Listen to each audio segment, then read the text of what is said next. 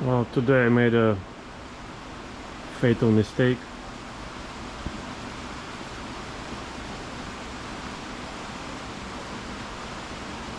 I forgot that the light was off in the fish house, and I was working late,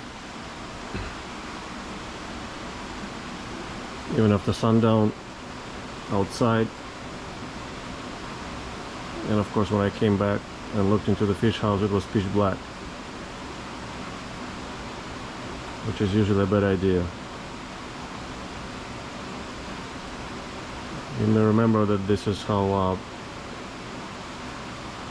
grow out tiger shovelnose, 6 of them or whatnot, attacked the yellow chick in a 240 gallon. They couldn't eat him at all, but they kept trying to almost kill him. He survived. I guess because I came just in time and turned the light on and took out the tiger shovelnose out of the tank. What happened today is very similar. Again, the tiger shovelnose are the attackers in the 1800 gallon, but the victim is the brycon.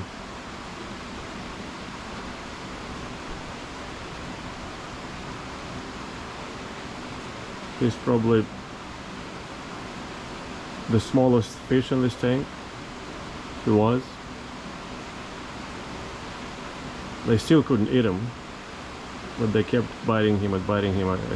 Apparently, he was missing a lot of scales, pieces of fins, other fins were tattered, all the same as with the yellow chick.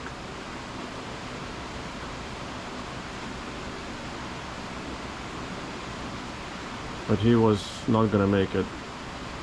I actually wanted to take him out, but second time I came to look at this tank, it was too late. He was torn to pieces probably by the dorado, who took advantage of it. So half of him is right there. I don't know if you can see it under the drain screen. I don't know how well you can see it, but that's the best I can show it to you. Can't see it really from this angle.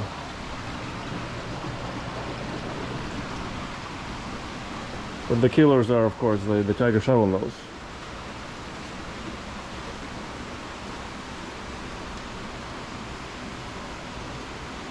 Many of you in YouTube comments expressed a concern for the brycon, that it would not survive with these 11 dorado brutes. And indeed, in the first couple of weeks, he received a pretty nasty bite. Pretty much was missing half of his tail on the bottom. But that was the only time. He grew it back, and he was doing very well. Lately he started eating fish and started growing. Still, he was 1/3 of the weight of the smallest dorado, and 1/10 or 1/20 of the biggest. But it wasn't the dorado that killed him at all. It was the tiger shovelnose, enabled by my mistake. Catfish hunt in the complete darkness. That's their instinct.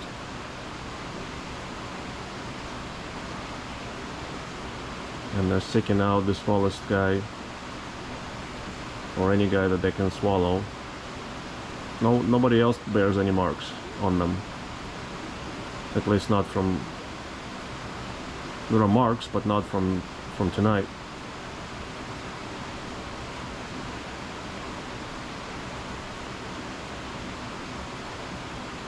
So that's the end of brycon. Completely not as I expected.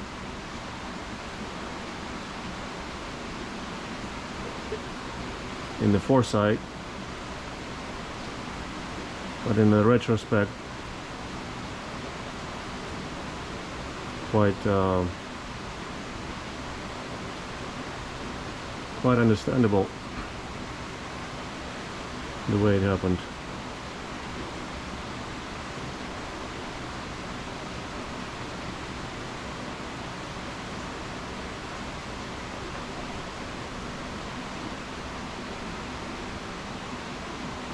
As I said, he was doing very well. I don't know how long it would have been going on if this didn't happen. It's been, I think, half a year or so he's been with us.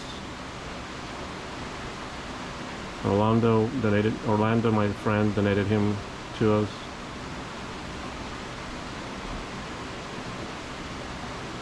And I didn't expect him to do as well as he did.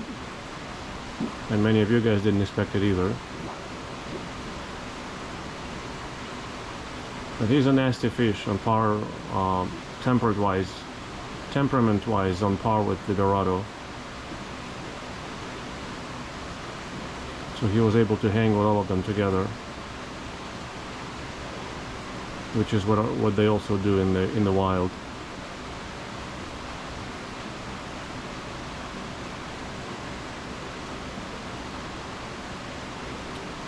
When the dorado are growing up as a group, when they get together for the spawning, the brycon join them in both cases and feel right at home, it seems.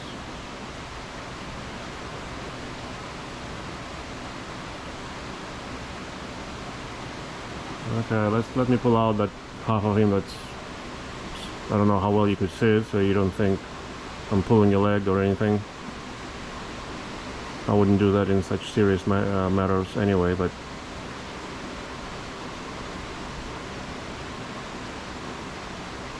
so that we'll put it to bed formally. Let me pull them out and show them to you.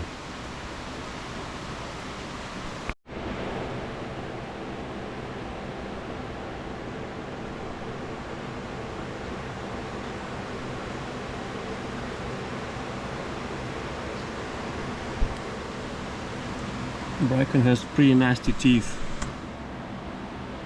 very sharp, and a lot of them on both jaws. Well, that's what's left of him. The dorado tore him to pieces in 10 seconds.